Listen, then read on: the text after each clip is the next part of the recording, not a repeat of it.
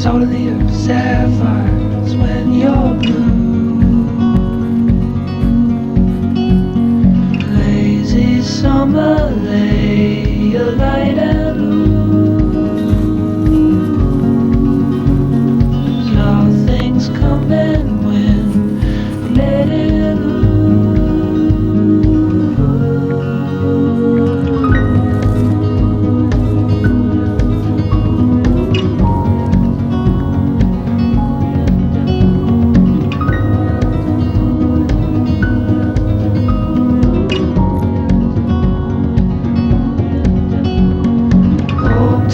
Calling you now, leather, love since June. Hope lives in the quiet within silence, breathes the truth. Lazy summer, lay your light and loose. All things come and when let it loose.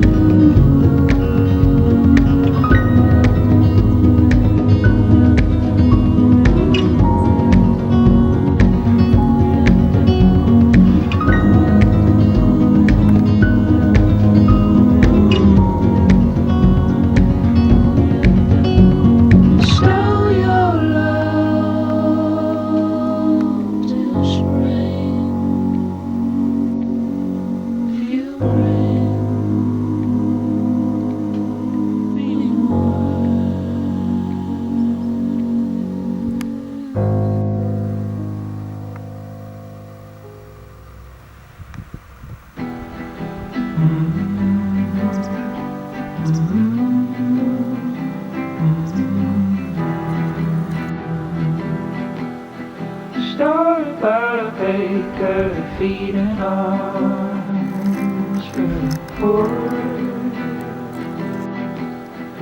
carried by a curse he was treating.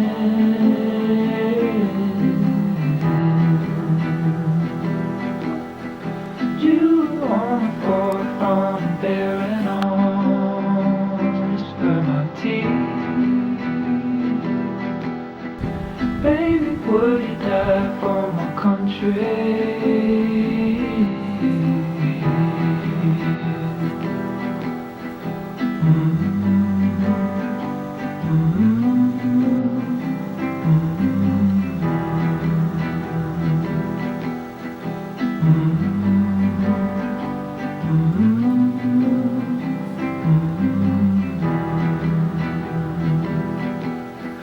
And all I wanna do is be free of you and all my creeds. Maybe if I go, you'll be somewhere.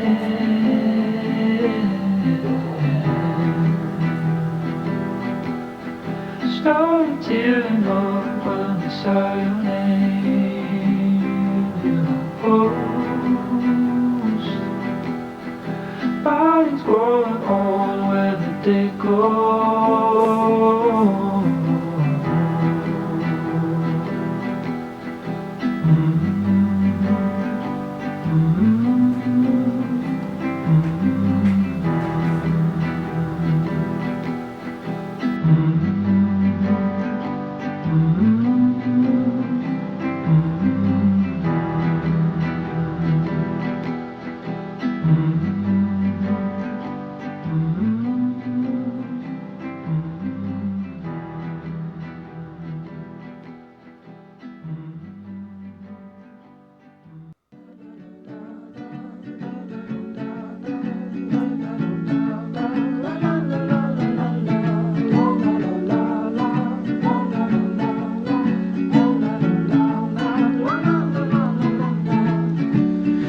As we grow, we come home to the place we know. Through the thick, terrified, live for fun, loosen up to the fall. Bet I'll find you at a more. No sign of give and take. Sit longer. 5 states in different fur. Moving over, rolling in my river now.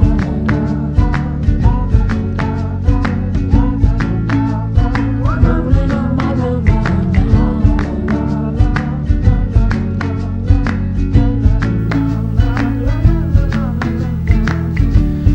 Come what lies, dish it up in my mind. Never forced to live alone. Cause ever fire, but is it love? Live by bone, live for it. Je lui avais dit que je serais là. Waouh, fréquence basse. Parce qu'il y a quelque chose en toi qui n'a pas envie d'être là. Il y a quelque chose qui assume pas. Quelque chose qui reçoit pas. Donc on va prendre l'exemple de cette situation avec Ghislaine pour vraiment revenir sentir qu'il ne s'agit pas que de prendre des situations faciles. Il ne s'agit pas non plus de toujours être je suis ok avec tout ce qui est là. Mais que ce que tu gardes dans la coupe énergétique de ta vie, ce soit un choix assumé. Et des fois, ça sera des choix très difficiles, mais le moment où tu l'assumes, tu montes en fréquence. Parce que d'un seul coup, tu rentres dans l'espace sans frein. Pour les personnes qui ont fait pure présence avec moi, je vous avais dit, énergise l'instant présent. On s'entend qu'il n'y a pas des petits fils accrochés à d'autres hypothèses de vie, d'autres chemins de vie potentiels. Tu coupes toutes les petites interférences de « et si j'étais pas là ? Et si j'avais pas choisi ça ? Et si j'étais plutôt avec telle personne ? Et si j'avais plutôt mangé ça au petit-déj ? Et si j'avais plutôt mis ça comme vêtement ?» Couper tous ces fils énergétiques qui font que tu n'es pas là maintenant tout de suite à donner toute ta présence, toute ton attention, à amener tout ton recevoir pour vraiment entendre ce que la personne est en train de t'offrir énergétiquement, intellectuellement et émotionnellement.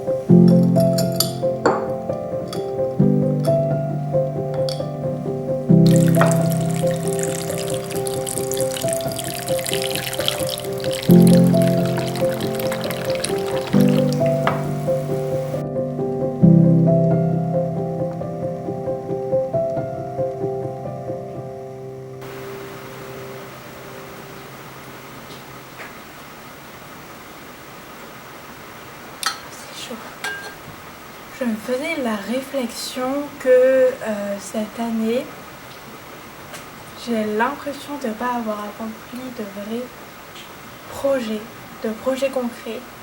Et je réfléchissais, je me suis dit, mais qu'est-ce que tu as réalisé de concret cette année ? Et j'ai plein de petites choses à droite à gauche, mais de vrais gros projets, j'en ai pas trouvé. Et j'ai trouvé la réponse de pourquoi je n'avais pas créé de gros projets pour plusieurs raisons que je vais vous expliquer. Pour plusieurs raisons. Donc, tout d'abord, il y a mon petit ventre parce qu'en février 2021, je vous ai jamais raconté ça. Et peut-être que quand ça sera fini, je vous ferai une vidéo.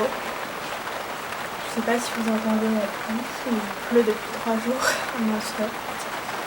Et donc en février, donc en janvier, donc il faut savoir que je ne vais pas à l'école, je fais l'école à la maison. Donc en janvier, il y a l'assistante sociale qui vient pour voir certaines choses qui n'ont pas vraiment de sens. Et donc déjà ça m'a beaucoup stressée. Et à partir une semaine avant le rendez-vous, j'ai commencé à avoir de fortes douleurs en bas du ventre à droite, donc là où il y avait l'appendice.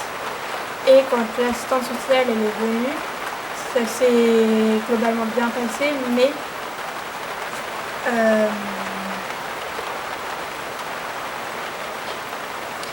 je ressentais ça comme un jugement de sa part, comme si on jugeait ce que je faisais et qui j'étais. Et ça m'a un peu détruit à l'intérieur. Je me suis dit, est-ce que je fais le bon choix? Pourquoi les gens ne comprennent pas en fait? Et au mois de février, j'ai fait une grosse crise d'appendicite aiguë où j'ai dû rester allongée pendant plus d'une semaine. J'étais mal en point. La douleur, je pense que tant qu'on ne l'a pas vécu, c'est impossible à décrire tellement c'était mal. J'ai l'impression qu'on te tord le ventre dans tous les sens. J'ai réussi à ne pas me faire opérer. Je ne me suis pas fait opérer. J'ai un naturopathe qui me suit, qui a su guérir ça par l'intermédiaire de compléments alimentaires. Après, du coup, je jeûnais pendant ce moment-là puisque j'avais envie de rien manger. Les seules choses que j'ai mangées à un moment donné, c'était des smoothies de fruits. C'était la seule chose qui me faisait un coup. Voilà, complément alimentaire, jeûne, c'est ce qui m'a guéri. Et depuis ce moment-là, mon ventre reste enflammé, donc c'est-à-dire que c'est le côlon qui était enflammé, qui a enflammé l'appendice, et non l'inverse, comme on pourrait croire. Et donc, tout mon ventre est resté enflammé, l'appendice est toujours enflammé, par moments je ressens de légères douleurs qui n'ont rien à voir avec quand j'ai eu l'appendice, mais qui sont là quand même, et tout le ventre, tout le côlon, l'intestin qui sont enflammés. J'ai essayé 1000 choses, j'ai changé donc déjà avant ça. On ne veut pas dire que je mangeais mal, je mangeais beaucoup de légumes, de fruits. Le gluten, je m'en mangeais très rarement. Les produits laitiers, j'en mangeais peut-être une fois tous les 6 mois. Je faisais toute la cuisine moi-même, donc je ne mangeais rien de transformé, d'industriel. Et donc on ne peut pas dire déjà qu'il y avait une mauvaise hygiène de vie. Mais le problème, c'est que cette inflammation ne venait pas que de l'alimentation. Il y a une énorme part émotionnelle dans cette inflammation du ventre.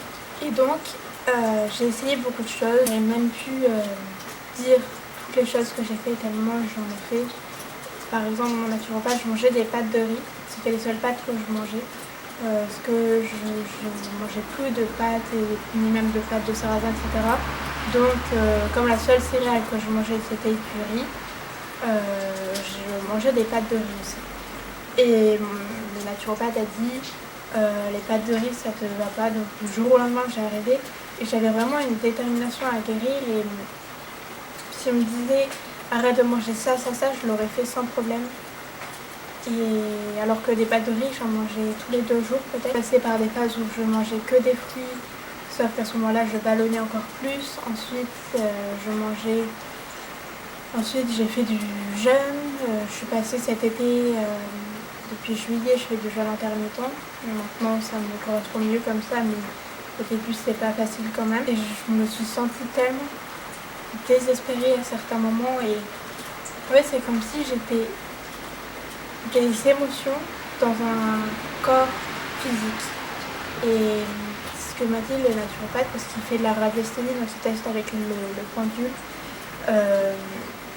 qui sentait qu'il y avait énormément de choses qui devaient se libérer en moi et que je devais laisser passer les émotions parce que sinon elles se bloquaient dans mon ventre, ce qui créait aussi l'inflammation. Et le monde actuel a aussi beaucoup engendré cette inflammation parce que quand tu crois à tout ce que l'État te dit, ça peut ne pas toujours être simple. Je suis d'accord avec ça. Mais quand tu es de l'autre côté, quand tu es pour la liberté de choix, quand tu es pour la justice, etc., on n'est pas dans un monde comme ça. Donc on n'est pas dans le monde des bisounours aujourd'hui.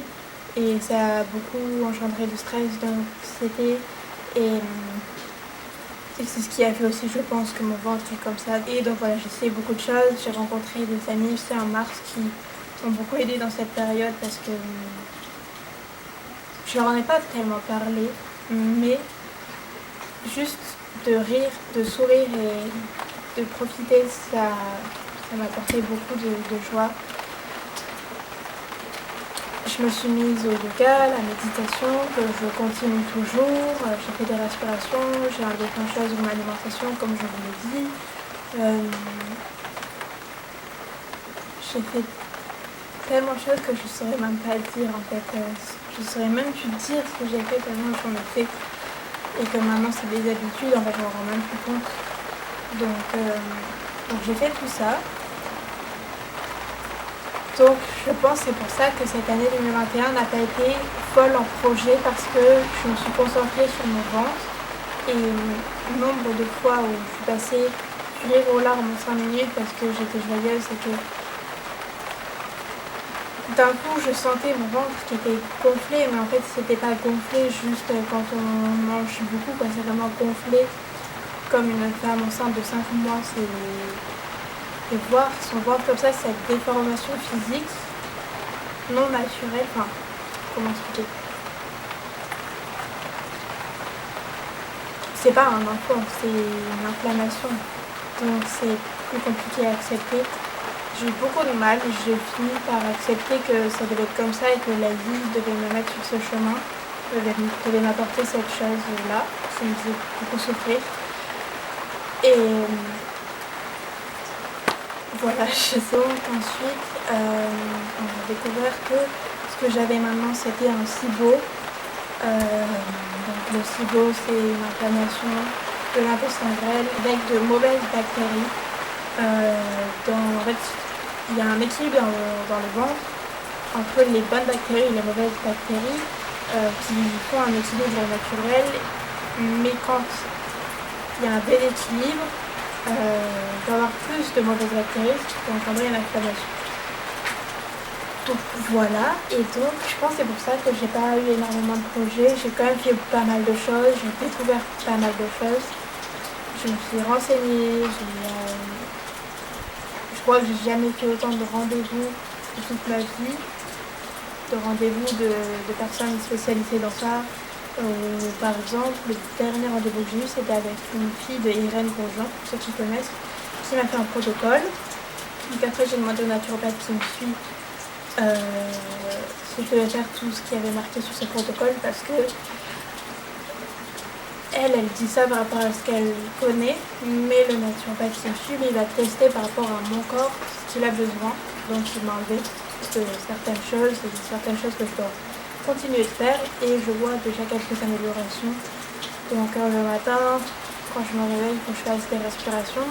Ensuite, il faut que je boive une tisane qui va m'accompagner tout le long de la journée. Je dois boire une tasse le matin.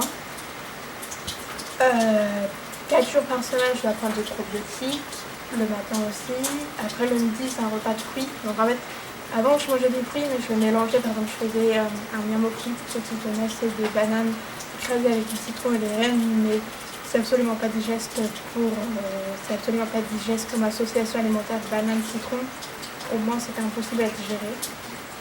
Donc ça, j'ai dû arrêter, j'ai dû manger des fruits à la croque, ce qui me faisait envie, donc c'est ce que je fais. Et je sens que je digère beaucoup mieux déjà le midi, que mon ventre est moins balayé. L'après-midi, je peux remanger des fruits si j'ai faim, je continue à boire ma tisane. Entre 17h et 18h, je dois boire un grand genre de jus de légumes mélangé avec du jus de pomme de terre et des ampoules d'ortie piquantes. Donc il y a ça, et après le soir c'est des crudités avec, si je veux, que des crudités avec, si je veux, des légumes cuits à la vapeur. Le naturopathe m'a rajouté, si j'avais envie de tofu, ou je pouvais même manger du pain et sel, du pain germé séché, pour que ce soit plus digeste, et que ça ne fasse pas ballonner. Donc tout ça, ça m'a beaucoup conforté et ça m'a aidé. Parce qu'au début, j'arrivais pas du tout à faire ce qu'elle me disait. J'arrivais à faire certaines choses, mais l'alimentation, c'était très dur. Pas le midi, que des fruits, ça m'allait. Mais le soir, c'était vraiment dur de faire que des crudités. T'as envie de manger autre chose, en fait. Donc voilà, que je puisse rajouter un petit truc à chaque fois, ça m'aide beaucoup. Donc voilà, du coup, pour cette année qui a été beaucoup concentrée sur ça, j'espère que cette année, ça se réglera rapidement et que j'arriverai à avoir des résultats convaincants qui me poussent à aller dans cette direction-là. Et voilà, je voulais vous partager ça avec vous.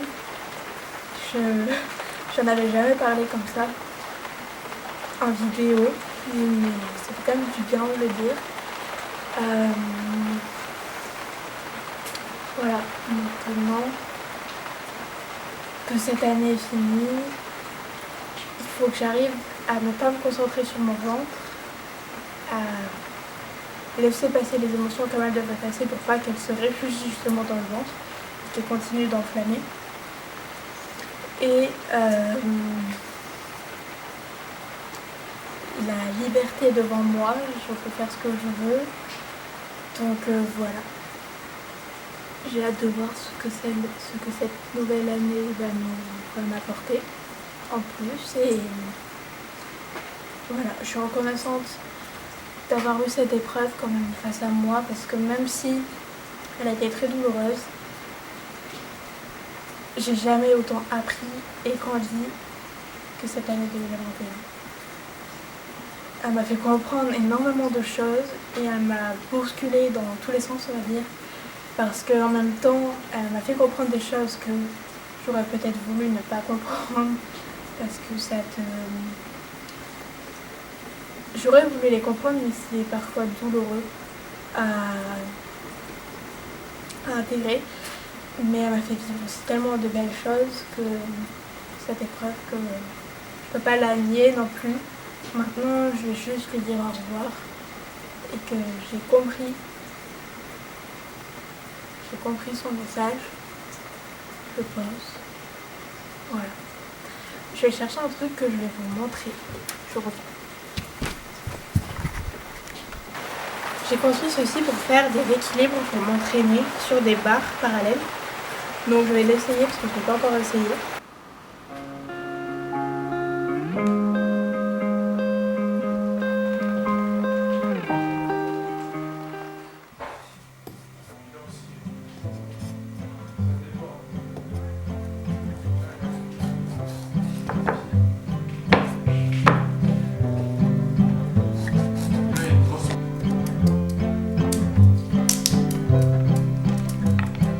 Long time thinking, a long time where the darkness and chill pulled at my head and steep opens to the western land. Smoking my rafters right to your bed and stone, stone, stone. Studied you in the black.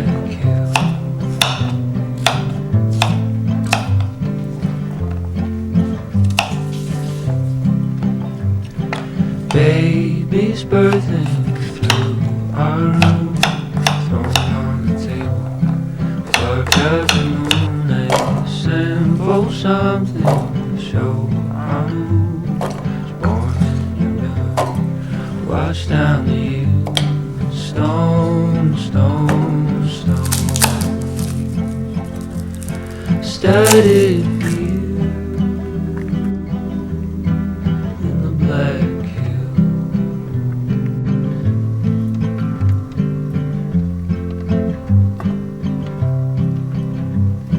Stone, stone, stone.